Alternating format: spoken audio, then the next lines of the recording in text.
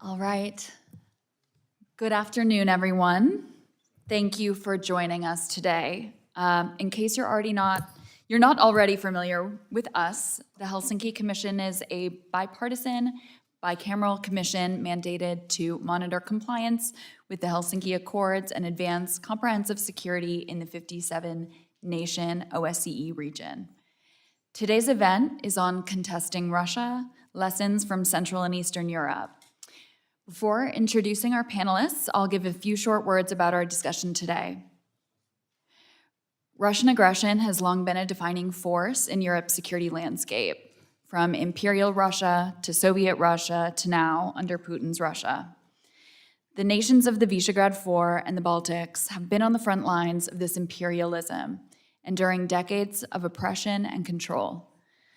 Their proximity to Russia, combined with their lived experiences behind the Iron Curtain, gives these countries an unparalleled perspective on the enduring Russian threat, a perspective that is invaluable to Europe's security and the broader international community.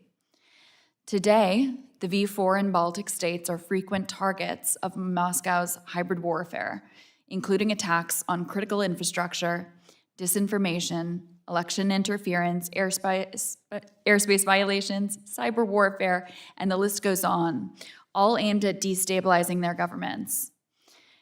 As an early warning system for the rest of Europe, these nations have consistently sounded the alarm about the dangers Russia poses to European security.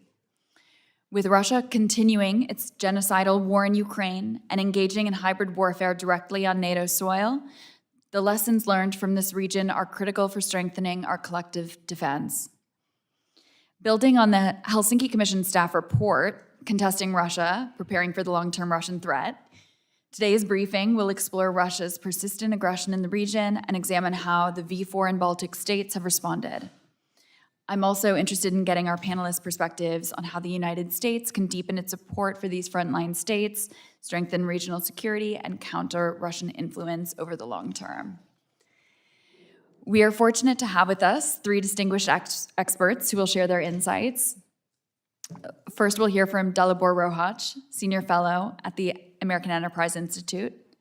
Next, Indra Ekmanis, Baltic Sea Fellow for the Foreign Policy Research Institute. Finally, Andrew Mikta, Director and Senior Fellow of the Scowcroft Geostrategy Initiative at the Atlantic Council. I want to thank all of you for being here today, and I'm looking forward to an insightful discussion. With that, let's begin with Dalibor. Jordan, thank you, and thank you all for coming today and for bearing with me for a few minutes. I think there is a degree of significance to the day on which we are meeting here in the Cannon Building. On the 23rd of October 1956, a group of Hungarian students in Budapest called on the general public to join their protests. And what ensued was one of the most impressive, largest act of defiance against the Soviet domination of the Eastern Bloc. It ended in a bloodbath, 2,500 Hungarians killed, 250,000 Hungarians who emigrated. As Russia is casting its shadow over Eastern Europe, interfering with elections in places such as Moldova and Georgia this coming weekend, I think there is some value in reflecting on how little and has changed in those 70 years. I should preface this by saying that I had the opportunity to spend a few days in various European capitals last week, talking to a number of European policymakers, including in Brussels. And my basic message for fellow Americans and also for the Western Europeans I've encountered is very simple, that we are not alarmed enough. And I don't think we are listening enough to those who know more about the Russian threat than we do. Three very simple observations. In Ukraine, Russia is making slow but steady and sustainable progress in the Donbass. As one official I saw put it, these small tactical victories that we talk about may very well add up to a significant strategic advantage unless they are countered more effectively. We are also in a situation in which Russia is waging the war using North Korean troops, Iranian drones. This might be the closest, certainly in my lifetime, that we've come to a global war. Speak to friends in the Baltic states, Latvians, Lithuanians. They have dragon teeth on their border crossings with Russia. They have mined some of these roads to Russia. And in the West, I think we are summarily ignoring the main lesson from the most recent global war that ended in 1945, namely that aggression by revisionists needs to be nipped in the bud. And today, much more so than in the early months of the war, there is growing demand for accommodating Russia in ways that will only entice Putin to test our resolve further. I mean, as North Korean generals and officers are taking selfies on the Red Square, you see the UN Secretary General hang out with Vladimir Putin and the other BRICS leaders. The other observation that I have to make, based on some of these conversations I had last week, is that allied militaries, and Andrew will probably expand on that a little bit, are seriously under-resourced. Despite Zeitenwende, despite the increase in defense budgets, relative to the needs of what might be looming as a global conflict, we are woefully ill-prepared. I mean, I would urge everybody to ask the local NATO official whether they think that the alliance's operational plans can be executed, given the state of our militaries and our defense budgets. Now, things did not have to turn this way. It was very clear back in 2007, after Putin's speech at the Munich Security Conference, that he already saw the West as an adversary, that he had a very dismissive view of the sovereignty and self-determination of countries of Central and Eastern Europe.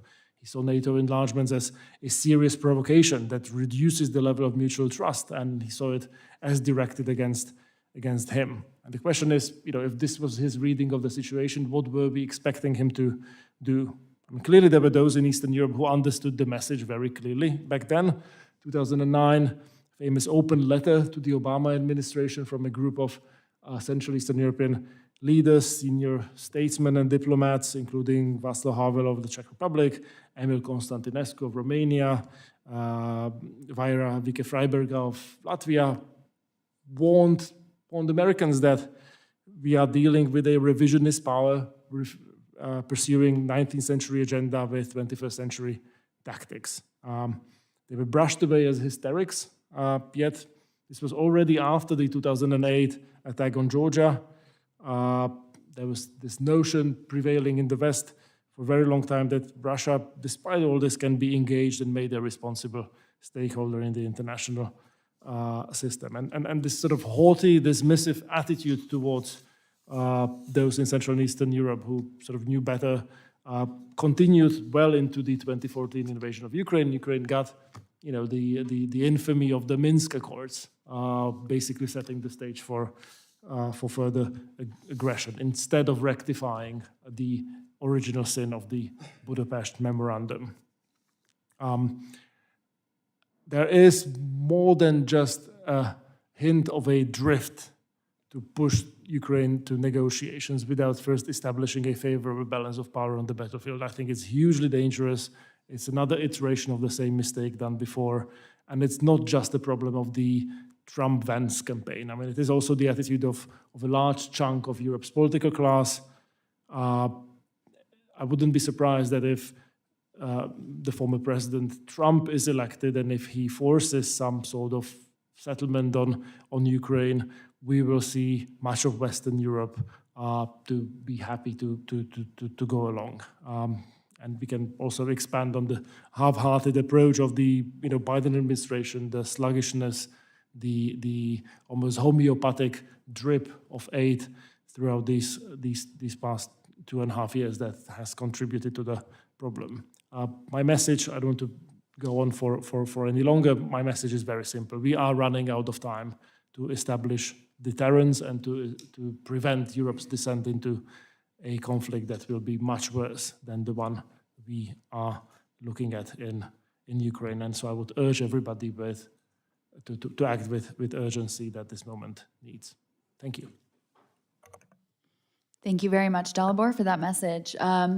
Indra. Well, thank you, Jordan, and thank you for the opportunity to speak with you all today. So Estonia, Latvia, and Lithuania, while they are comparatively small countries with combined population of just 6 million people, make up this key region bridging the West and Russia, right?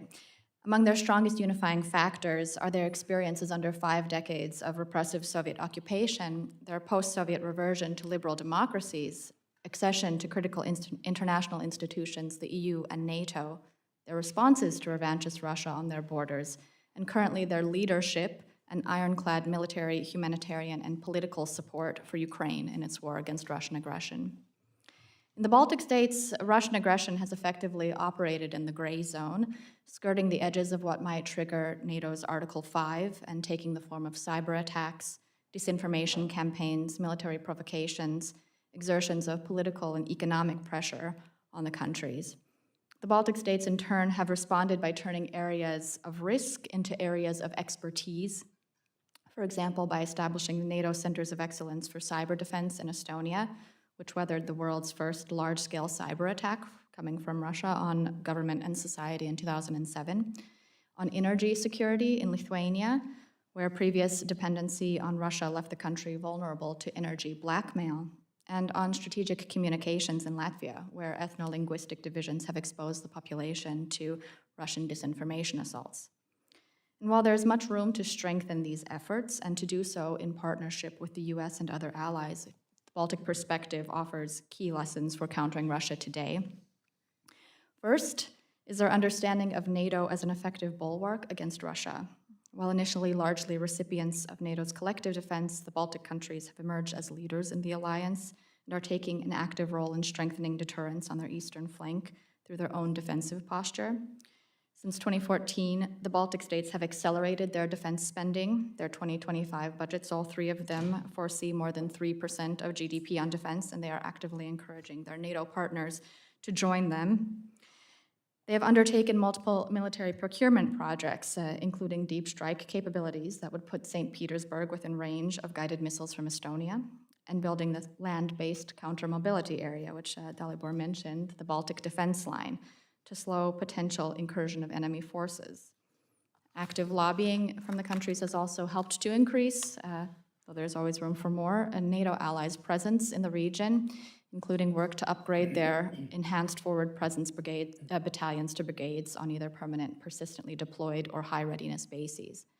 Continued defense cooperation, including with the US, including through the funding for the Baltic Security Initiative, is also a critical component of these deterrence efforts.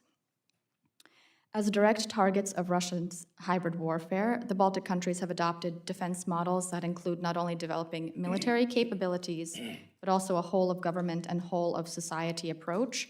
This includes establishing public-private cooperation, introducing national defense curriculum, enabling population readiness, bolstering psychological defenses, and securing strategic communications and economic and energy resilience. Some tangible examples of this include cybersecurity education, civil defense drills, the expansion of the national service, recently in Latvia, and forward-thinking energy infrastructure development, enabling diversification and a pivot away from reliance on Russia. This whole-of-society approach is possible because of the Baltic states' successful post-Soviet transition, including integration with the European Union and NATO since 2004. They have developed a strong rule of law, ranking highly in global indices and on some indicators outperforming the US, which has been a remarkable, rapid, and stable transition, and today the Baltic states stand out for their progressive political systems in comparison to much of the rest of Europe, where fringe parties are gaining traction. Similarly, the Baltic states support a robust civil society, seen, for example, in the local response to supporting Ukrainian refugees. Part and parcel of this is their work to counter disinformation and better integrate society. In Estonia and Latvia, ethno-linguistic cleavages have been key leverage points for Russia, which exploits their so-called compatriots and seeks to paint the Baltic states as failing democracies. This narrative is subverted not only through media literacy education, debunking efforts, but achievements in social integration, but also through lived experiences. When Russian-speaking populations, diverse in their own right, can contrast the quality of life, opportunity, freedom, and peace in the Baltic states with the realities of Russians just across the border, the impact of these narratives becomes blunted, which is a takeaway here for Americans, perhaps, while improving the social and economic safety net helps mitigate existing divisions in society and builds a population that is less vulnerable to exploitation by Russian information manipulation. A strong democratic, engaged civil society and a high quality of life are also critical components to countering Russia. When the Baltic states joined NATO in 2004, there were some who argued that the expansion of the military alliance was provoking the Russian bear. These arguments again resurfaced after Russia's full-scale invasion of Ukraine in 2022. I think this is a concerning, if perhaps also instructive narrative, not only because the argument prioritizes the comfort of the aggressor and diminishes the agency and self-determination of the sovereign states, but also because the argument has already been in some ways proven wrong, with Ukraine as the devastating counterfactual. The Baltic states know from their own experience that a strong and resilient NATO, one that offers maximum support to and eventually includes Ukraine, is critical to countering Russia. Perhaps the fundamental lesson from the Baltic experience, which has gone unheeded for too long, is a clear-eyed understanding of today's Russia and the worldview in which it is steeped. Russia's perception of international affairs relies on opposition, on Russia versus the West. Soft power has not been an effective deterrent. Interdependence heightens rather than mitigates risk, and appeasement does not and will not bring peace, rather it emboldens aggressors and results in oppression and future conflict. The Baltic countries have long been testing grounds for the hybrid tactics Russia has gone on to use elsewhere, including in Georgia, Ukraine, and also the US.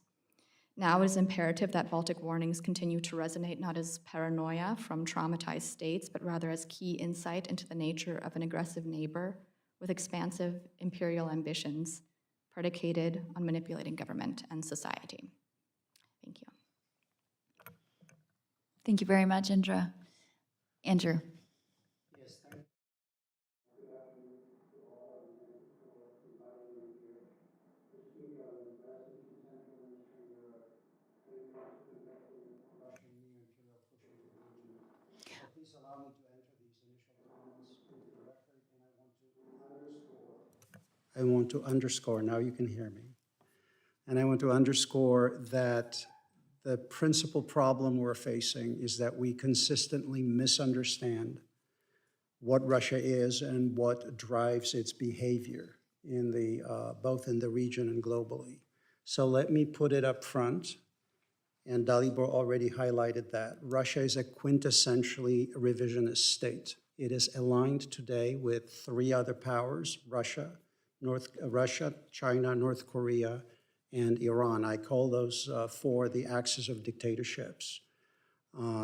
We could debate whether or not there are things bringing them together other than the opposition and the intention on overthrowing the international system put in place by the United States and its democratic allies after the Cold War. I would submit to you that for over 2 decades now, Russia has been relitigating the post-Cold War settlement, driven by its determination to restore the inner core of its former empire and to establish a sphere of influence in Central and Eastern Europe and beyond. The war in Ukraine is not a sui generis event. It is a manifestation of Vladimir Putin's drive to restore Veliki Ruski Mir, Pax Russica, to put it differently, that is rooted in the fundamentals of Russian thinking about geopolitics and strategy that informed formative experience as an empire. This strategic culture sees the empire as rooted in the Eastern Slavic core of 3 nations: the Great Russians, as they call themselves, the Little Russians, as they refer to the Ukrainians sometimes, or Ukrainians, and the Belarusians. Russian imperialism perceives itself to be in fundamental civilizational opposition to the West, the roots of which go back to the 19th century and the introduction of the official national policy that rested on 3 principles at that time: the Orthodox faith, autocracy, and what they called nationality, narodnost, whereby nationality meant walling off the empire from the West and fighting foreign influences alien to Russia and the Russian national ideal. The triad that came to be known as the official nationalism in the 19th century became the dominant ideological doctrine of the Russian Empire, and it generated a policy of Russification in the 19th century of all non-Russian imperial lands. I bring this bit of history up here to make the following point. Today, in my view, there are persistent echoes of this ideology and Putin's insistence that, quote, there is no such thing as a Ukrainian nation, unquote, and his focus on Eurasianism as a pathway to de-Westernize Russia. Moscow's overarching objective is to reconquer its near abroad by relying on military power to score geopolitical wins and restore itself as a great power in other theaters as well. This process began in 2008 with the Russian invasion of Georgia, in the aftermath of which Moscow severed two provinces, Abkhazia and South Ossetia. It continued with the 2014 seizure and incorporation of Crimea, Moscow's entry into Syria in 2015, and most recently with the second invasion of Ukraine in 2022. I want to underscore that even before Russia launched its military conquest, it had already been shaping the battlefield, so to speak, through information operations, cyber attacks, espionage, and attempts at elite bribery and corruption, with the objective of achieving partial elite capture across the region. As I have written elsewhere, Russia is already in what I call phase 0 of a protracted conflict with the West, targeting Eastern and Central Europe and the Baltic states as its near-term strategic objectives, and planning a long game to force the United States and its European allies to accept Russia's status as a major power in Europe, entitled to an exclusive sphere of domination in Eastern Europe and a sphere of privileged interest in Central Europe, including in the countries that are members of NATO and the European Union today. At a risk of over-rationalizing history, I submit that there are striking parallels between the trajectory followed by Germany after its defeat in World War I and the road Russia has traveled since the end of the Cold War. In both cases, the dominant narrative produced for domestic consumption during the Weimar Republic in Germany and the Yeltsin decade in Russia was one of betrayal rather than defeat. In Germany, the so-called Dolchstoßlegende, the stab-in-the-back myth, claimed that Germany was never defeated, but rather was betrayed. In Russia, Putin has offered the population a similar narrative, blaming the West for the alleged treachery that brought down the Soviet Union. I bring this up because that imperial narrative, much as it led to the rise of Hitler in Germany, continues to sustain Putin's revisionism in Central and Eastern Europe. According to this view, the great Russian nation was robbed of its greatness by the United States and by the West. And hence, any action to remedy this perceived injustice is justified in the eyes of Russian imperialists. Hence, I would submit the threat Russia poses to Central and Eastern Europe and to peace and stability worldwide more broadly will not abate as long as the Russian revisionist narrative holds.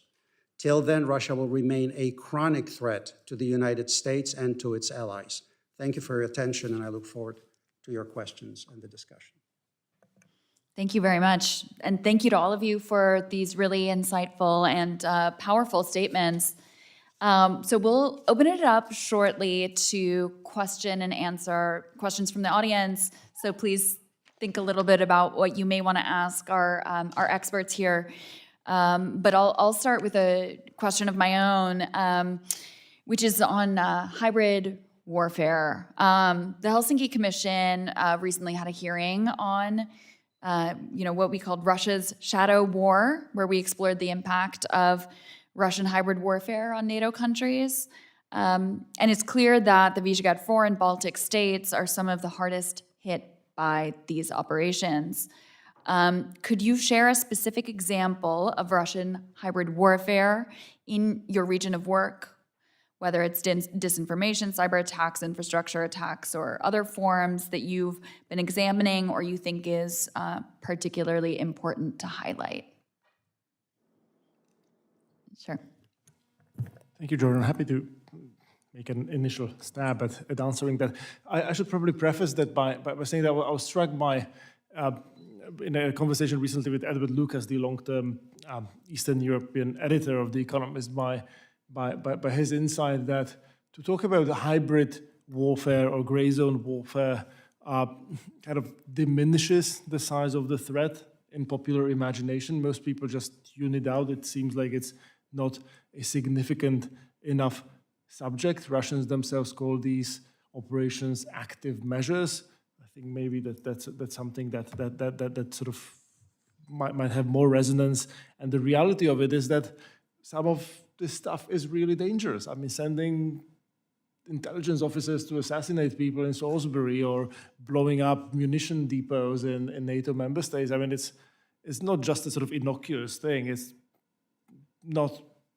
I don't think the term hybrid operation or gray zone warfare sort of does it justice. So there are plenty of examples across Central and Eastern Europe and indeed across the Western world that we could draw on from. So some of the well-documented the Czech and British examples, but also last year in France, in the immediate aftermath of October 7 attack in Israel, clearly the Russians were very keen to sort of insert themselves into what was a sort of controversial and tense moment in French politics. So, Stars of David were being painted by Russian undercover agents in Muslim-majority neighborhoods.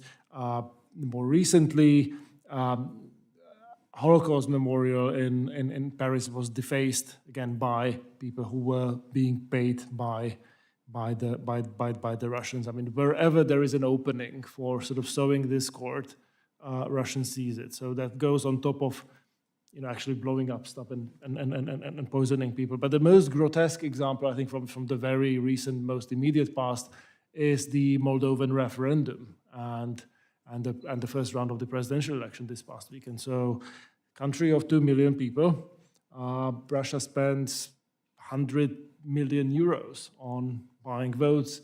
Moldovan officials say that it resulted in a sort of switch of around 300,000 votes in an election in a very small country. I mean, in September alone, Moldovan authorities intercepted 15 million euros going to bank accounts of 130,000 Moldovan citizens, and there is ample anecdotal evidence from this weekend of people sort of going to the polls asking for money or expecting money, or who knows what they were promised. It's been done in a very brazen way, and the main reason I'm bringing it up is that I'm not aware of any response that could establish deterrence by punishment in response to this act. Maybe we'll sort of talk about it more in the next round of questioning, but it is critical to me that we think in the West about a sort of escalatory ladder that can deter all these measures that are sort of short of kinetic war, because we've done a really miserable job at it. Thanks. Would either of you like to add? Yeah. Sure, I think that Dalibor made a really good point that it's very hard to narrow down on one example of hybrid war because it's all working together in concert, right? I was thinking about, what kind of example is good to highlight in this scenario, but you just have to kind of list them out, right? Exactly as Dalibor kind of mentioned, these are becoming more and more scary. So Russian scrambling of GPS, for example, in the Baltic Sea region, which is causing civilian aircraft to be diverted. The barrage of cyber attacks in the Baltic states have also increased some 40%, I think, the Latvian service mentioned since the full-scale invasion of Ukraine, and these are often following decisions by the government in support of Ukraine. This year, the Estonian Security Service detained 13 individuals for desecrating national memorial sites. There are there's evidence of kind of young criminals being recruited to do some sort of sabotage work, throwing fire bombs, attempting to set fire to the Museum of Occupation in Latvia, for example. then of course there's just this constant sort of barrage of disinformation that is happening. In the Baltic countries this summer, there was significant misinformation that those in power were trying to drag the Baltic countries into war with Russia. They were trying to provoke nuclear escalation with Russia. And of course, this disinformation, I think we can talk about all of the examples of hybrid warfare that are happening in the Baltic region in particular, or in Eastern Europe more broadly, but also I think it's important to remember that part and parcel of this is Russian disinformation operations that are about perhaps the Baltics, but are also geared toward Western audiences, right? So the idea that or the efforts to depict the Baltic states as backward or oppressive or fascist, to exploit really complex histories, to undermine state legitimacy, not only within the populations within the Baltic states, but also with partners abroad, and therefore sort of undermine resolve to support the efforts at countering Russia more broadly. Let's put this in perspective. Russia has had, in effect, unconstrained access to every level of European societies for the past 3 decades. The Chinese were in a similar situation. That's a separate conversation. It's not a subject of our discussion here. The point I'm trying to make is that over those 3 decades, the Russians have been going to school on the vulnerabilities of the West, on how to exploit our own value set, our own institutions, our own media against us. Rather than talking about hybrid threats, I prefer to talk about a continuum between non-kinetic at one end and kinetic at the other. And the Russians have been very adept at exploiting the levels of vulnerability, testing us in terms of when we will respond. And let me walk through what happened between 2008 and the present day. I would submit to you that was the lack of a decisive response from the West. When Putin crossed the line, when he used military power to redraw the map, when he occupied terrain, at every single turn, the response was muted, wanting, and then there was a return to some extent to business as usual. Every single time we did this, we increased the level of threat and the level of vulnerability. So that's the first point I would like to make. Today, we're in a situation where I would argue through these both non-kinetic and kinetic operations, Putin wants to fracture the NATO alliance politically. We are obsessed with vertical escalation to nuclear, and you can never dismiss this when you're dealing with a power like Russia that has nuclear weapons. So it's always there, but I would argue that relative to the threat of horizontal escalation of the war in Ukraine, creating a crisis into NATO, let's say a rocket flying into a NATO country, into a Baltic state, into Finland, into Warsaw, hitting a school, hitting a hospital, that's going to be a moment of decision for the alliance in terms of how we respond to this. So we are obsessing with vertical, and he's playing it out very, very well. In effect, he is creating a system through the information operations, through propaganda, through constant threats, to actually compel us to self-deter in this process. And so if we do not respond in a decisive way, it doesn't matter that we have capabilities that outmatch what the Russians have. If you look at the crisis after crisis after crisis, even when we use ordnance to defend our allies, as we did in Israel, we shoot at arrows. We don't shoot at archers. We don't allow the Ukrainians to reach deep into the sources of attacks. Let me give you one specific example and show you how pernicious Russian behavior can be. The question of asylum policy, migration, human rights, these are vital topics for any conversation in the European Union. Poland has been under assault, in effect, from Belarus with wave after wave of migrants.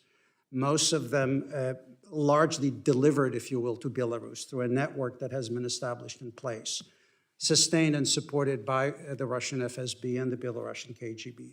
These men and women, some of them are trained, some of them are accidental, if you will, bystanders who have been recruited into this. Nonetheless, they're forcing the Polish government to deploy a large portion of their military, in effect, in a guard duty to keep the border from being overrun. What that means Those thousands of Polish soldiers with reserves and rotations that are required are taken out of training. They're taken out of learning new equipment that the Poland is buying. They're taken out, if you will, from the ledger of the balance of forces between NATO and Russia. This is just one example of why Russia is doing this, and I would argue it targets Poland specifically because that country today is what the Bon Republic was in the Cold War. It's the hub on the frontier connecting actually our regional defense plans, critical to the security of the Baltic states, to the security of our Scandinavian allies, and also to what's going to happen further down, especially in Romania. The Russians in the Black Sea are jamming GPS. They're running their vessels through exclusive zones where they're not supposed to be. And every single time they do that, deterrence continues to lag because they're getting away with it. I think this is the biggest threat we're facing right now when it comes to Russians pushing us in Europe, pushing us in Central Europe, the Baltics, and testing the limits of what they can get away with.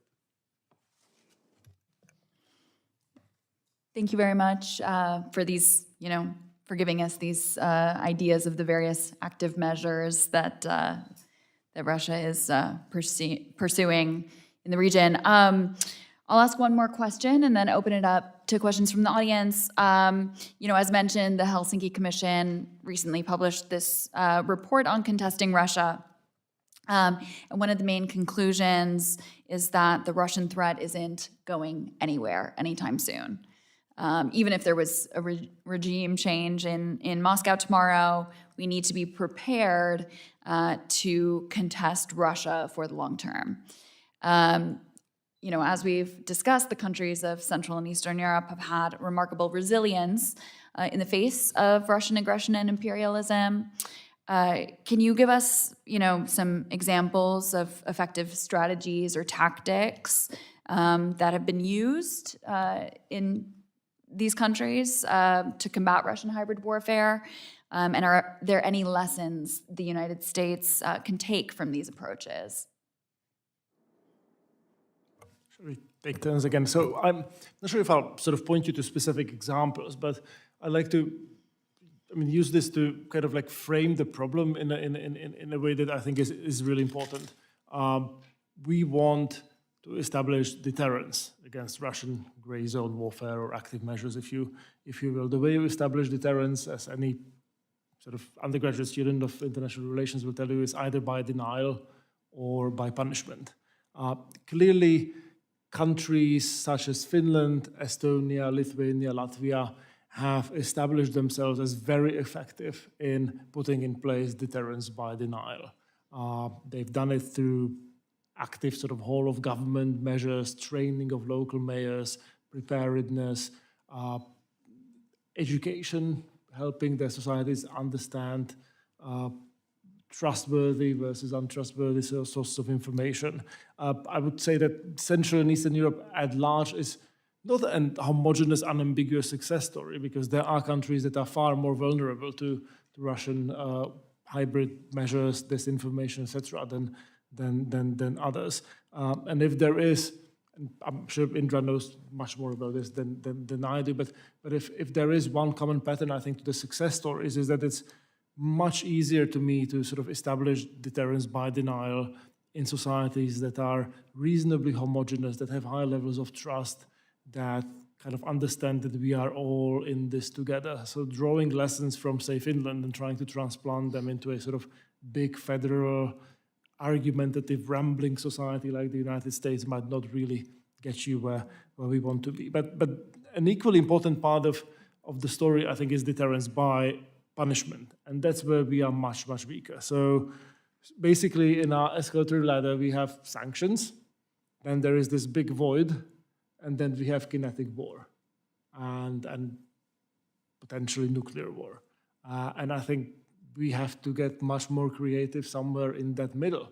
I'm not saying we should be replicating Russian approaches. Like, ours is a society governed by the rule of law. We don't go abroad to assassinate people or set things on fire. But boy, could we maybe look for openings to keep Putin on his toes, and for him to sort of wake up in the morning wondering what it is that we might do, like whether some of his friends might find their assets frozen, in an offshore jurisdiction. If Israel can disrupt ATMs in Iran, maybe we should be also able to inflict pain, destabilize, embarrass the regime, flood Telegram channels with a bit of nonsense here and there. And we've just been sort of collectively unwilling or unable to sort of even think about that domain of warfare, and I think it is to our collective detriment.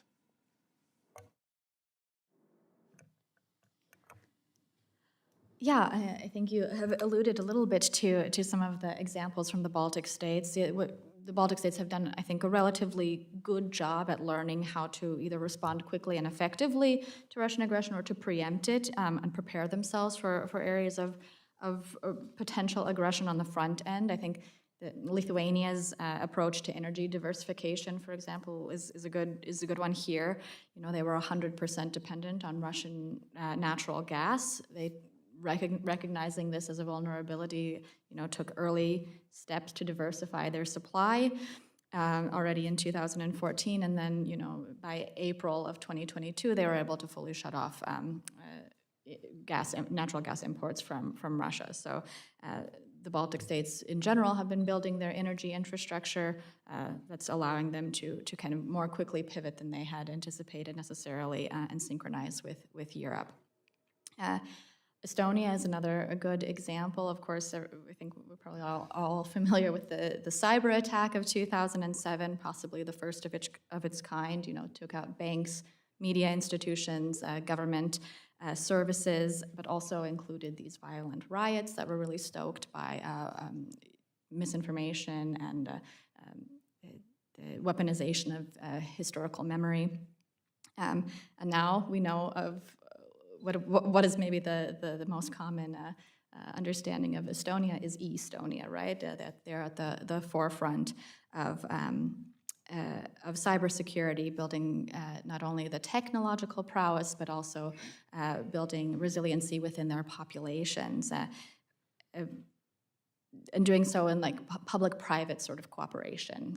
So I think a really interesting example from the Estonian Defense Forces is their cyber conscription, which recruits from secondary schools, but also information technology companies to build competencies that work both for the state's defense needs, cyber defense needs, but also in the private sector. And an example, if I may, from Latvia as well, we know that Latvia has a large Russian-speaking population. Over a third of the population is Russian-speaking, and so whether they like it or not, they are often referred to as these compatriots. They fall under Russia's compatriot policy. I want to stress, though, of course, that the Russian-speaking population is quite diverse, and we can see in their also kind of diversity of support, a large support for the Ukrainians in the war with Russia. But Latvia has also, developed this sort of wealth of expertise, knowing that they're going to be the subject of frequent disinformation. The narratives there, again, are perhaps have a little. You can hear a little bit of an echo in our own situation in the United States. The narratives are directed at undermining trust in government, drawing on nostalgia, alleging mistreatment, and the response has been pretty multi-pronged. So it's a legislative action. Latvia was the first to prosecute successfully an individual with regard to spreading disinformation. There's also journalists and nonprofit organizations that are working to actively kind of help the public better understand media literacy. They're kind of, you might have heard of the elves fighting the trolls in Lithuania, and these institutions around debunking and pre-bunking these narratives.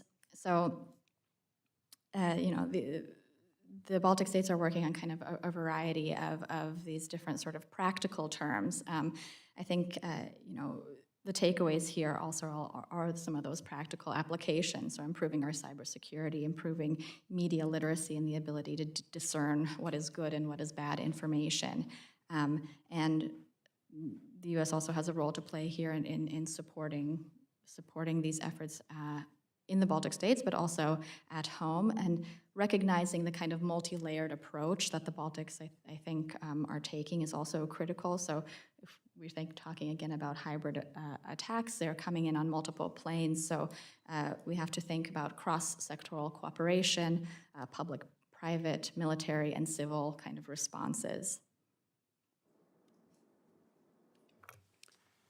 So let me be very blunt. There is no greater imperative, in my view, for the European allies than simply to rearm at speed and scale. If there is anything that's going to deter Russia, it's real exercised military capabilities with appropriate air and missile defenses, system integration, finding a way to actually meld the different disparate digital infrastructures of 32 allies, and coming up with an unequivocal message that the new regional plans that NATO has can be implemented because the capabilities commitments that are required are there. Every time I'm in Europe, I preach this message to any audience that I have an opportunity to speak to. And again, this is not about percentages of GDP.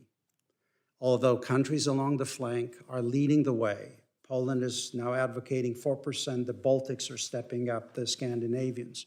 It's about what you spend that money on. If 80% of your budget goes on personnel, retirement, and other costs, and you're not really producing the real capabilities that the SACEUR can plug into his operational planning, that money, you could go to 10% of your GDP. It's the structure of what you spend on. That's the first thing. The second thing is we're paying the price for the fact that we didn't respond appropriately already in 2008, not to mention 2014. Every time he used military power, he scored a geopolitical win. I'm talking about Putin, and paid only a marginal price for that. He invades Georgia. Nord Stream 1 is completed. He invades the Syrians. He is a big player, now in the Middle East. He takes Crimea. Nord Stream is still initiated as another project. The message that was given to Russians is that the West has no willpower, and the energy dependence, his ability to manipulate the political elites to influence public debate, will allow him to get to where he needs to be. That's why I think 2022 is such an important year for us, because all of a sudden, for the first time, we stood up. We responded from the strategic gut, so to speak, and NATO is politically unified. What worries me when it comes to Ukraine and deterrence and defense is that political unity is slightly thinner than I would have wanted it to be, because when it comes to appetite for risk-taking, it depends on where you sit on the map. So when I'm in Tallinn, Helsinki, or Vilnius, or Warsaw, or Bucharest, it's Russia, Russia, Russia. They get it. I was recently in Stockholm. Same thing with the Swedes, same thing with the Norwegians. When I start moving away geographically from the flank, from the frontier, things begin to change. Germany is now no longer a frontier country. France is preoccupied with the Mediterranean. So in Paris, I hear, European southern borders now in the Sahel, it's in the Med. We need to be paying attention over there. And I sometimes joke that when I get to Portugal, I have no idea what we're talking about other than migration issues and economic development. Jokes aside, my point is the following. We need to get to a unified threat perception across the alliance, because only that will trigger genuine commitment to invest in necessary military reconstitutions. And here's the bad news. The war in Ukraine has been going on for 3 years now, okay?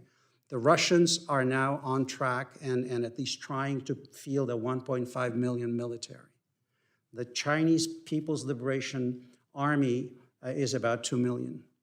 If you look at the sizes of European militaries outside of the flank, if you look at the stocks of munitions, they're virtually non-existent. If you look at the number of operational tanks, which are very, very few, and compare that to the level of Russian force reconstitution and how much armor they're putting back into service, relying on old stocks, some of the new production, this is going to look very, very dangerous for us. Secondly, the Russians, remember, we have 1,800 miles of NATO's border now to defend. Finland itself is 830 miles. Okay? We have no infrastructure, north-south, that is adequate to the task of military mobility across the theater. We need to invest in that. And yet, at the political level, the military side is on track. Our military gets it. They have developed the regional plans. They have capabilities, commitments attached to them. They're working on force integration and the rest of it. What's missing is political will to speak to the public in Europe and, frankly, here in the United States as well, to say how dangerous the situation is becoming. We have an ongoing war in Ukraine. We now also have a war in the Middle East. In effect, the front of confrontation with the axes of dictatorships is expanding. We may have instability on the Korean Peninsula, and then, of course, the Indo-Pacific. If you look at the size of the European militaries, they're inadequate to the task with very few exceptions. And let me say a few words about the flank. Small nations like Lithuania, Estonia, Latvia, especially Finland, are doing their part. Finland is 5.5 million people. They can field an army of 280,000 at a drop of a hat. They have the largest conventional artillery. They have resilience programming built into their total defense concept. This is where the rest of the alliance needs to go. And frankly, the same goes for our own military. We're spending now roughly 3.1% of our GDP on defense. That's roughly half of what we spent during the Cold War. Our joint force is probably in NDA at about 1.3 million. It was never less than 2 million during the Cold War, roughly speaking.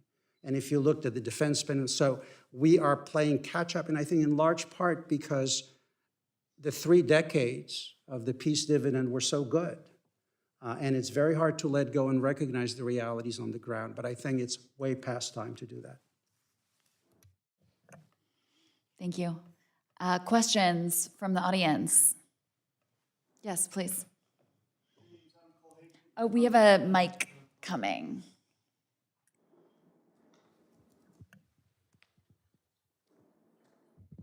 Greetings, I'm Carl Hickey. I'm from the Joint Baltic American National Committee. We are all aware that the Baltic states have a very strong attitude in regards to Russia. However, Western European states and the United States doesn't have this attitude. How do you suggest that Baltic states and individuals here in the United States can push for our elite to adopt the necessary mindset to combat Russia?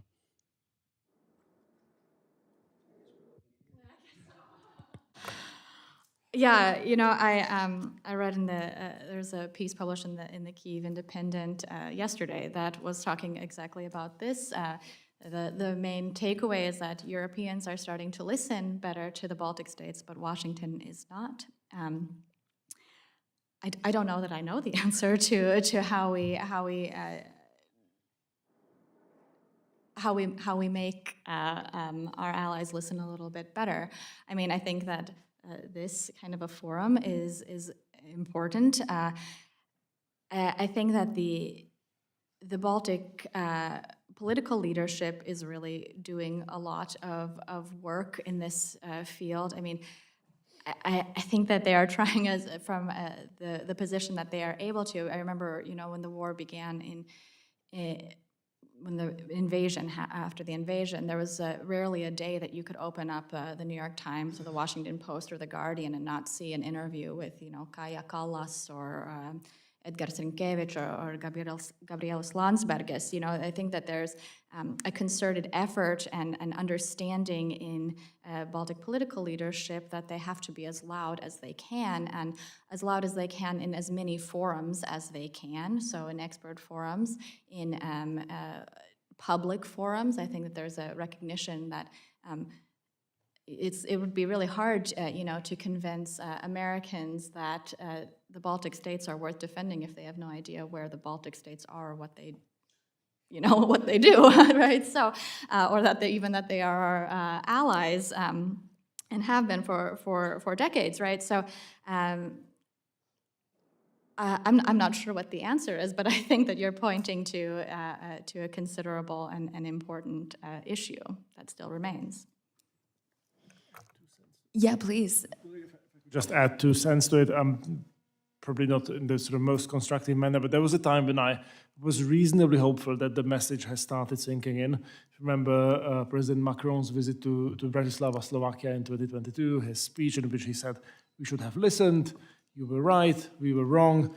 But I think people are sort of keen to kind of forget the lesson and move on. And I have one little anecdote from my trip to Italy last week, which suggests that actually the message is not sinking in. So Prime Minister Meloni, I think she's been terrific on Ukraine, and deserves all the credit. But when you look at whether it's her party or the Italian political class at large, I think the sort of commitment to Ukraine goes an inch deep. I was in a conversation with senior Italian officials, one legislator, one former diplomat.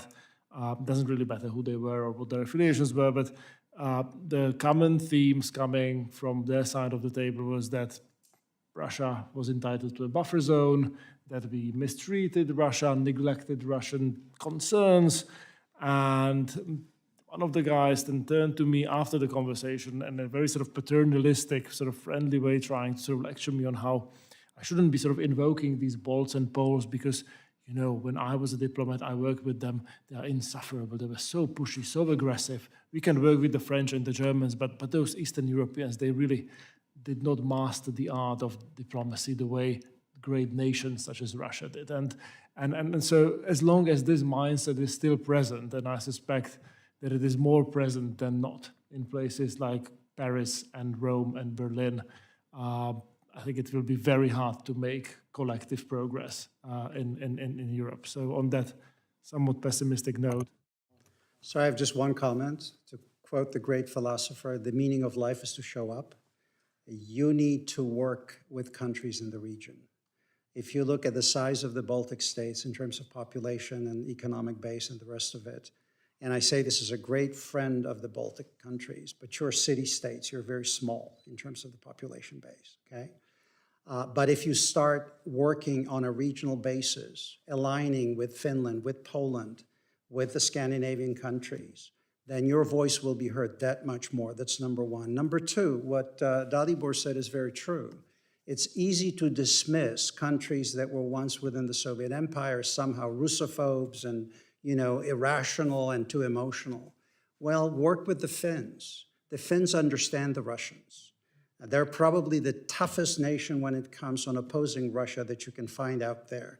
I can tell you a proverb that a Finnish soldier taught me. He said, my grandmother said to me, you can fry a Russian in butter, but he's still a Russian, tastes the same. That tells you how tough they are. And at the same time, in this town, the Finns are not perceived in any shape or form in a similar way as the countries that were once occupied. So develop a regional strategy, number one. Glue yourself at the hip to the countries like Poland, like Finland, like Sweden. Operate jointly, number two. Number three, make sure that the American public, the congressional leadership, knows what you're doing. Because I hear how important the relationship between the Baltics and the United States is. Most of the time I hear this in Vilnius, Tallinn, and Riga. You need to deliver this message here, that you're spending the money, that you're building the real capabilities. With Finland and Sweden and NATO, the center of gravity of the alliance has shifted to the northeastern corridor. It's critical both for our plans and for our ability to deter and defend. At the same time, there are only 3 countries on the flank that have population resources large enough to build large conventional armies. That's Poland, Romania, and Ukraine. Ukraine is the best NATO ally that is not in NATO, that NATO never had. But you can bring so much to it, and now with Finland and Sweden in it, you have the geostrategic depth to actually be defensible and make a difference. So stay on the message, show yourself up here, reach out, write about it, talk about it, show up. Thank you. Any other questions from the audience? Yeah, Carl.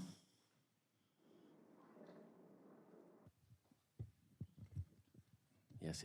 Hi.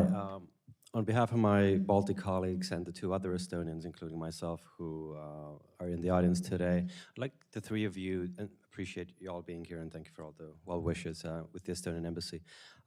Would like you to delve deeper into things you all 3 alluded to, the escalation ladder, where the Baltics are and NATO is operating under the idea that in 2 to 4 years, Russia will have reconstituted its military capabilities behind the Baltic borders, Russian military reforms and all this stuff, that doesn't mean that in 2 to 4 years there will be a kinetic onslaught incoming, though it may.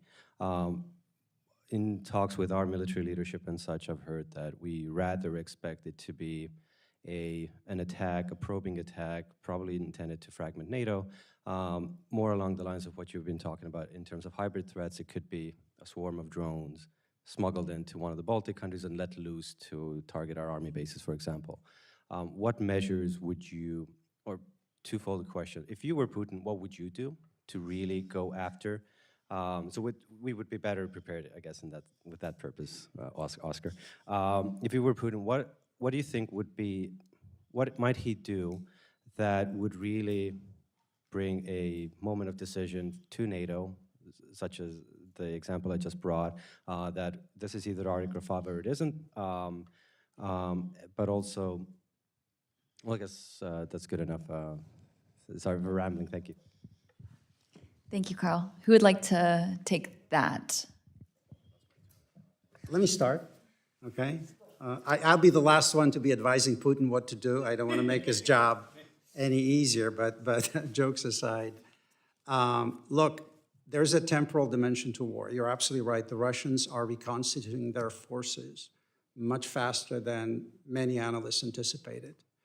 Remember, the Russian Air Force and the Navy are barely touched. It's mainly the land forces that have been mauled by the Ukraine, so it's one thing. He's going into old stocks, pulling out T-72s, even T-62s. He's got some small percentage of new tank production.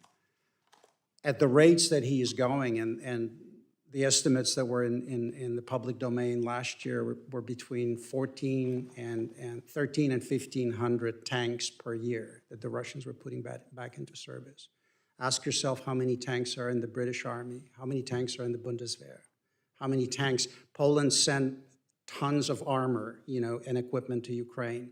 Everybody's trying to buy new equipment, but the defense industrial base in the United States and in Europe cannot sustain that pace of orders in terms of contracts. So we will be living in the next 2-3 years in a very fluid and a very dangerous situation.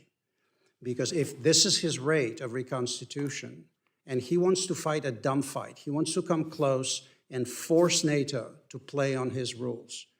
Look at the Baltic states. How far is it to Vilnius from the Belarusian border? 20 miles?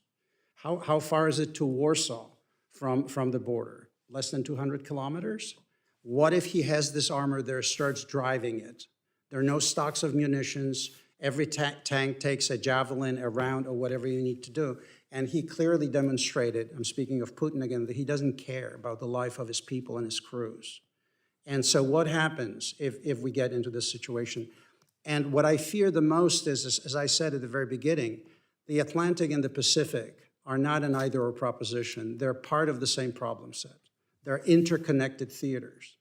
And if you look at the size of the US military, if we have crises expanding, right? Remember what happened after Hamas attacked Israel. Ukraine disappeared in this town from the headlines. All the oxygen went into that theater. If there is another crisis, I would submit to you that Putin will be waiting for the other members of this axis of dictatorship to stir up trouble, expand the theater, and put pressure on us.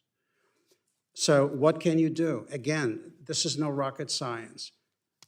Rearm, push allies in NATO to spend the money. I find it to be unacceptable that a continent as wealthy as Europe is, 500 million people, cannot raise conventional capability to contain what is basically a shadow of the Soviet Union. Russia is at 140 million people today. Compare this to the Soviet Union that was sitting in the middle of Germany, had 54 non-Soviet Warsaw Pact divisions, at a snap of a finger, had, China was not really a player in this game. And you're telling me that Europe is not able to generate within NATO, I emphasize. I think the ideas for strategic autonomy and all of that are really, really counterproductive. Resource the regional plans in NATO. You should be able to do it. So you as Baltic states, every time you talk to a leader in a major European capital, especially of larger states, tell them, you need to rearm. You need to spend the money. There's no free lunch.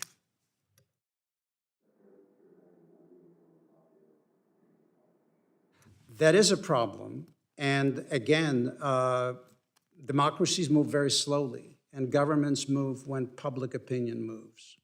And we're in a, I once made a joke that fat times tend to produce managers, not leaders. And unfortunately, Europe's been rolling in butter for 30 years, quite frankly. And I'm being blunt here, but I also know that in a crisis, democracies are unbeatable. Democracies then rise up to occasion. So my money is on democracies, not on Mr. Putin. But we're in a very dangerous situation right now. Dalibor? Happy to add two things. First, on military capabilities, there's this divergence in threat perceptions. Of course, there's also, there are great differences in productive capabilities and sort of the size of the defense industrial base across Europe. And unfortunately, it's the countries that actually could be stepping up and could be, getting stuff on the market that feel the most complacent or feel kind of constrained by fiscal considerations. There was a really disturbing paper that came out of the Kiel Institute back in September. That's the organization that tracks, among other things, assistance to Ukraine, but they sort of looked at the effects of Zeitenwende on German military capabilities and made the observation that while Russians can shoot around 100,000 rounds of ammunition, that is both rockets and artillery shells a day, and kind of maintain this as a sort of, that's a sort of sustainable rate for the Russians. If Bundeswehr tried to do the same thing in a kinetic war, they would run out of artillery shells within 70 days. And so that's, that's after, much of that 100 billion of Zeitenwende money has already been sort of spent and allocated, and contracts have been signed. And so they also look at the rate at which the German defense forces are rebuilding themselves because of this additional money, and they take 2004 as a benchmark and conclude that if things continue on the current trajectory and Germany would sort of keep on buying the stuff that it is buying and adding to the stocks, it will take something like 20 years to get back to 2004 levels of fighter jets, 40 years to get back to the 2004 levels of the number of tanks that they had, and a century to get back to the 2004 levels of howitzers that they had. So clearly, this is not good enough, and that even sets aside the question of like what happens once this money is spent and Germany sort of goes back below 2%, as it seems likely in terms of defense spending. To the question itself, I don't want to offer advice to Putin, not that he would need my advice, but I think we set a really dangerous precedent in Ukraine when we were hearing from the administration that it was an utmost priority to keep the war contained to Ukraine.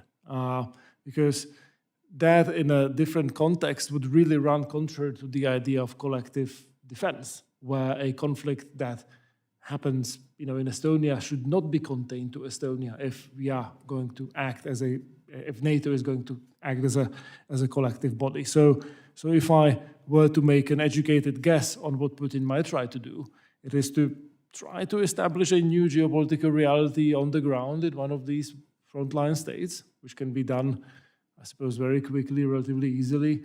And while doing that, try to split the alliance on what is to happen next, because NATO is not, Article 5 is not a sort of automatic trigger that just gets pulled whenever something happens on the ground. It does require deliberation, it does require consensus. And I think the idea is to split the alliance, establish a foothold, and basically declare NATO vacuous. And I think we have to do our utmost to prevent that. Yeah, I'll just say a couple of additional words. I think, yes, rearmament is critical, and but I won't go into what has already been spoken about, except for, this relates exactly to the point that the previous questioner brought up, is how do we make the argument outside of the Baltic states, outside of the frontline states, that those states are worth defending, and how do we make those arguments in the capitals, with decision makers, but also with the people who have to support or who have to at least have some impact with their elected representatives. I mean, that I think is the critical question for the Baltic states as well, is that this needs the importance of defending Baltic territory from the first inch, defending NATO territory from the first yard, has to resonate beyond, Estonia, Latvia, Lithuania, beyond Poland, beyond the Eastern European states. So I think in addition to these military steps and measures, we have to think also about that information campaign that the Baltic states are engaged in as well. Thank you. Any other questions? Yes, please. Hello. My name is Oscar Buvalic. I'm from the Slovak embassy. This might be more remarks and a follow-up rather than a question, but please, I will encourage you to follow up. So I spent 4 years in Berlin. At the time I was there, the defense minister was Ursula von der Leyen. Well, she went over to the EU, and the German military didn't do any huge leaps under her tenure. The current NATO Secretary General isn't called Kaczynski or Iohannis or Niinisto.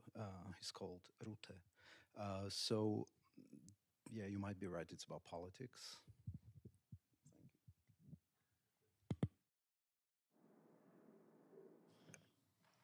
I'm not sure I understand what you're asking. I think you're, and correct me if I'm wrong, I think you're making a comment that political leadership that you saw in Europe before that, before the crisis in Ukraine, before the war started, these are still people who are there, right, who are calling the shots.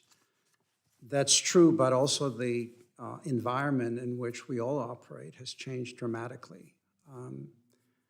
I think the flank countries should appreciate the role that they've played.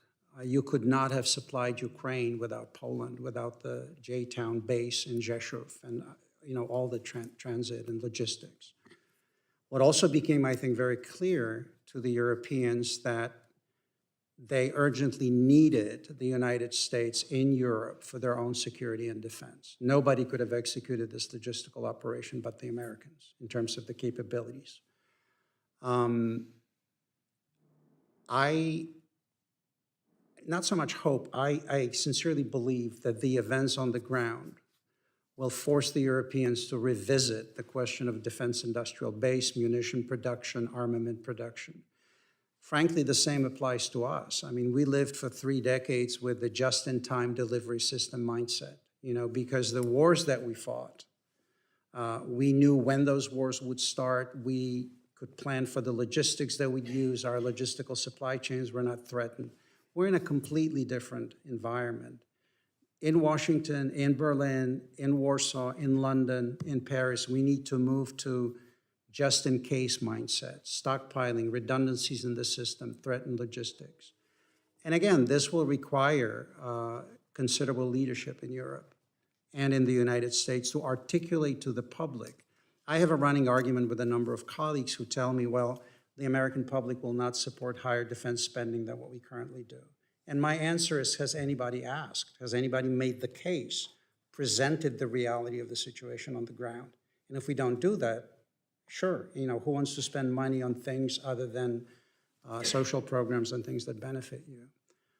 It's not really, I guess, an answer to you per se, but also a comment from my end. I think this crisis has now deepened to a point that we will see pressure build up for some action. The question is time, because, the Finns are buying the F-35s, the Poles are buying the F-35s, the Romanians are buying the F-35s. Well, how many can we produce a year to actually deliver at speed and scale? That's the question for the US side. We need to invest in our own defense industrial base and expand.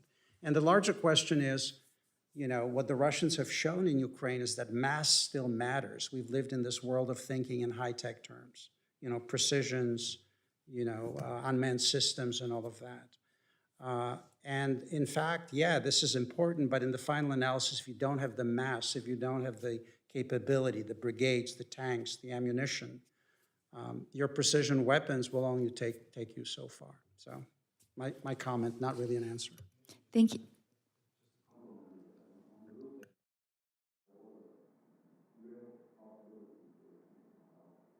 So if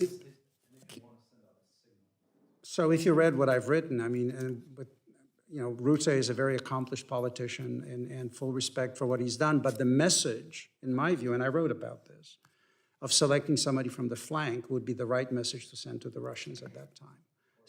Yeah. If I can just expand a little bit on your question, which I think is, about political leadership, just to the rest of our panelists, do you see the center of gravity shifting east, in these European institutions? And, how can we better leverage the expertise of, our Central and Eastern European colleagues on the eastern flank? Don't want to repeat myself too much, but I just still don't see the message sinking in enough in key Western European capitals. I think it's laudable that the French president acknowledged that Eastern Europeans had been right. It is a sign of progress that there is a commissioner and no other than Andrius Kubilius in charge of building up some form of European defense industrial base.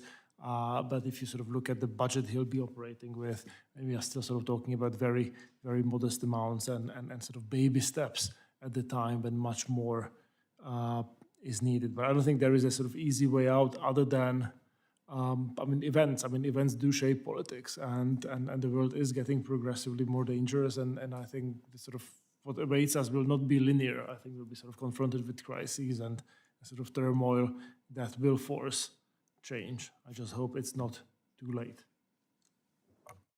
Thank you. To put maybe a slightly more optimistic spin, I think that it is important that we are seeing people like Kaja Kallas, assume the role of chief diplomat of the European Union, and Andrius Kubilius, the former Lithuanian PM, is the first leader of the defense and space portfolio. So I think that there, in some ways, also is starting. We're having this acknowledgement that these frontline countries have expertise and deserve to be at the kind of the big boys' table, if you will, right? I think that the Baltic states, for example, right, are also doing as much as they can by leading by example, right? They're really putting their money where their mouth is in terms of their support for Ukraine. So it's difficult to fault them, right? Like they are the biggest contributors to Ukraine with Denmark. They are consistently making the case for Ukraine's path to membership in the EU and NATO. And as Andrew mentioned, it is more effective because they are working together with their other partners. So it's not, this Latvian delegation can say whatever it wants, but it's only useful if they are working together with partners. And the Baltic states are a little bit notorious for not being always so great at working together, except for when it kind of matters. So working and with their allies in Poland, in Finland, making the Nordic Baltic 8 a bigger kind of influence in these international institutions, I think is really important. And I think that Kaja Kallas talked about this in a way that perhaps is important to amplify. When you sit in Kyiv, she said, it's the same distance to Tallinn as it is to Berlin, more or less. So we have to kind of help to reposition our thinking that this is not something so far away, really, from the centers of power, right? But really, almost in some ways, just as close as it is to the Baltic states. So But I think. Oh, sorry, I just wanted to make one comment please. about regional cooperation. It's not just about politics, it's just about bringing the capabilities together. So the Scandinavians will bring 250 fourth-generation aircraft to the table. The Finnish F-35s, the Polish F-35s, the Romanian ones. So when I say that Poland is buying 250 V3 Abrams, this is the most capable tank out there in the world right now. So the very fact that this will be a formidable force that those states will bring to the table in and of itself will be a huge asset in the political conversations that takes place. So when I say the center of gravity is shifting northeast into this corridor, it's not just because of the politics of it or NATO enlargement and the longer border. It's the real capabilities that these countries will bring. Thank you. So we're getting low on time, but we'll do one last round here and take two. I think I saw two questions, so we'll take both of them. Starting with Paul. Okay, well, thank you all very much. Paul Massaro, Staff Director of the Helsinki Commission. Dr. Rohach, I mean, Dr. Micha, I mean, these are terrific interventions. I mean, I couldn't agree more with what you said earlier about where we need to get. I also couldn't agree more that it hasn't really sunk in, and I sort of feel like it's hard for me to see where we are after almost 3 years of war, how little it's sunk in, and particularly in a number of different countries that should sort of know better. I mean, this seems like we barely averted disaster, and all thanks to the Ukrainians. I mean, if Russia had been successful, if Zelensky had left Ukraine, Poland would now have a giant border with Russia, effectively. The Russians would have 40 million new slaves to mobilize into their essentially conscript army to throw at Poland or the Baltics or Romania, and that was the goal. I mean, it's very extraordinary thinking back how they even posted the op-eds they were going to publish the next day after the successful decapitation of Kyiv, how the American-led world order had been destroyed and this was a new age and all that kind of stuff. And, for the first couple weeks, there was a feeling of, at least for me, this is something new. Like, we are finally going to move into a new paradigm. Schultz immediately gave the very famous Zeitenwende speech. And it's really hard for me 3 years later to think that really any of this has come to fruition. There are certainly things with Poland and Finland. Again, I think that the states being presented today, are countries that took this seriously, have taken it seriously, and have. But I also can't help but feel sort of a sense of dismay that there hasn't been more of an evolution on the side of people that should really know better. And I guess I wonder what it's going to take. If it's not going to take a brush with death, essentially the end, what would have been the end of everything as we know it, what is it going to take to finally get us serious on this? Is there another question? Thanks, Paul. And I think there's one question behind you. Hi.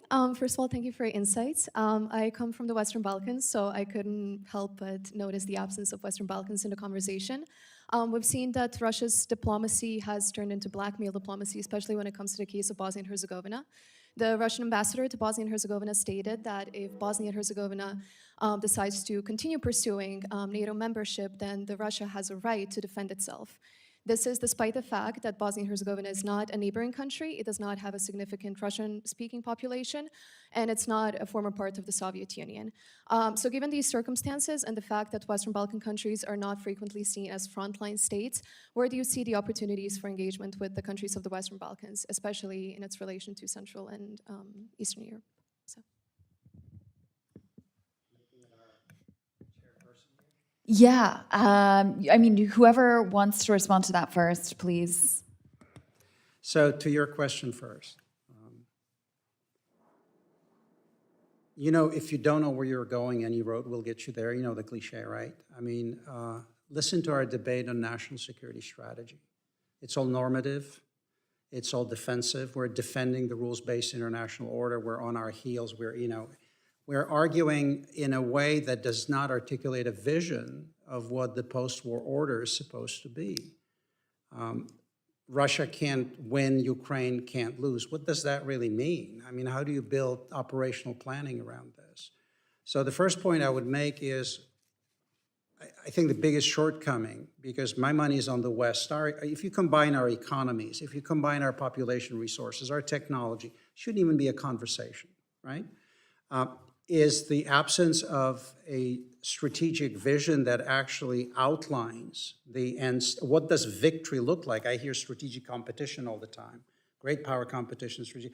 What does the win look like? What is the geostrategic map that you want to get to? What are the end states, not just in Ukraine, but also in the Balkans? What are the end states in Russia itself? What is it that we would consider to be the end result we want to work for and spend money on and move in that direction? And I don't hear that conversation yet. So I share your dismay, because I remember when I was still posted in Germany when the Zeitenwende speech was delivered by Chancellor Scholz, and everybody was talking about the great change and the rest of it. Frankly, I like less Zeit and more Wende today when it comes to the decisions that are being made. And I'm not just singling out Germany. I'm just saying most of the political class still lives in this crisis of disbelief, that somehow things were so fat, so good, so wonderful. Maybe we can patch it up, figure it out, do something. So yeah, that's a huge disappointment. I think what we need is a strategy that American citizenry will understand. That if you go to a farmer in Iowa and you say, pay your taxes because X, Y, Z, it's not because you're defending the rules-based international order, because that's abstract, that's normative. Why is it important for our prosperity? Why is it important for Homeland Security that we should build this military capability? Why are alliances force multipliers for us? Why do we stay, engaged in Europe? Why the loss in the Atlantic means that we will eventually lose in the Pacific? Why are these problem sets interrelated? And for that, it takes leadership to articulate this. On the Balkans, ma'am, it's a tough one, because it's a very difficult neighborhood right now. The Russians and the Chinese have been running all over in different shape or form. And it's very difficult now to generate any sort of sense, of a shared future, or at least some sort of a coherent policy. And because the Ukrainian problem set is so huge, we don't have the attention span we once had, I would argue. And that applies both to Western Europe, Central Europe, and the United States and its allies in this hemisphere. Will it change? I fervently hope so, but I'm not very optimistic that you will see a sudden evolution of policy in that direction. Indra?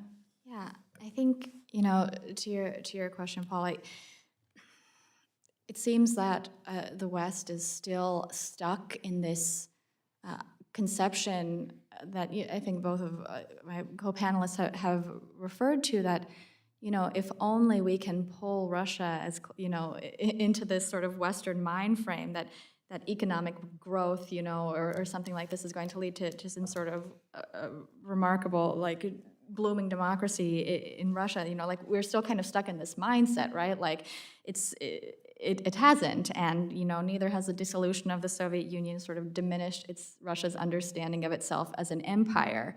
So I think it's also important for us to listen to the people who are closest to it, who say that, to remind us that also this all doesn't go away the day that Vladimir Putin, drops dead, right? This is not only in Russian leadership, but it is also part and parcel of Russian society in the way that it conceives of itself. It's also, importantly, worryingly, part of the Russian opposition as well. So the idea that the West also risks sort of infantilizing Russian society, as kind of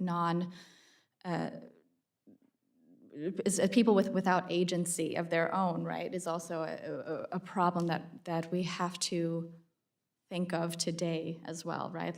This doesn't all change with leadership change. How are we going to get ahead of that as well? I won't even pretend to give an answer on the Balkans question, but yeah, it is disappointing. It is remarkable that with all that we know and all of the resources that we have and all the insight that our allies are telling us, but we haven't been able to make an effect change. This drip, drip, drip of aid is, it's the 1,000 paper cuts sort of a situation. Not very optimistic. I mean, I'm happy to co-sign everything that Andrew and Indra put to you, and maybe just add a couple of very, very quick thoughts. It strikes me that part of the problem is indeed thinking in abstract categories instead of having a sort of strategic understanding of geography and interests. And like, weirdly enough, Trump, with all his flaws, had sort of intuitive understanding of sort of power and power relations that kind of like rubbed many foreign policy professionals the wrong way, but had a sort of insight that I think was very often lacking. I mean, when you look at, say, the European Union's response to China's Belt and Road, the global gateway, which again talks about connectivity and talks in these sort of abstract categories without really having any sense of geographic focus, priorities, resources allocated, achievable sort of goals, countries that we want to engage with, countries that are kind of out of region. And I think that really makes sort of proactive sort of decision-making very, very difficult. I hosted yesterday a panel at the EI on Georgia and on the upcoming Georgian election. And one of the speakers was Chairman Turner from the Intelligence Committee. And what he said that sort of still keeps sort of nagging at me is that Russia right now is pretty busy with what's happening in Ukraine. And Georgia is a small country like Moldova, perhaps like many countries of the Western Balkans. Like, shouldn't we be trying to do something proactively in these places? Like, some of this should be fairly low-hanging fruit. I mean, I would think of the Western Balkans, by virtue of their geography, like they're not, neighboring Russia.